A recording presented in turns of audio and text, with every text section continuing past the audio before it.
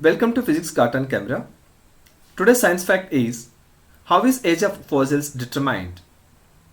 Archaeologists determine the age of fossils by which we can know about the past. This is possible due to advancement in the study of radioactive elements. By using the techniques, the age of fossils are determined. The age of fossils can be determined by using a carbon isotope. Atoms of same element having same atomic number but different mass numbers are called isotopes. Radioactive isotopes of carbon-14, which has half-life period of 5730 years. Half-life period of radioactive substance is defined as the time required for half of its atom to disintegrate.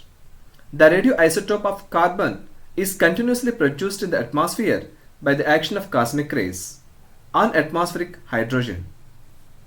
This carbon-14 is continuously absorbed by the plants and animals along with natural carbon-12. In living beings, the ratio of carbon-14 and carbon-12 is a constant. When a plant or animal dies, the carbon-14 disintegrates without being replaced. Hence, by determining the ratio of carbon-14 and carbon-12 in the fossils, the age is determined. This method is called carbon dating. Thank you for visiting us.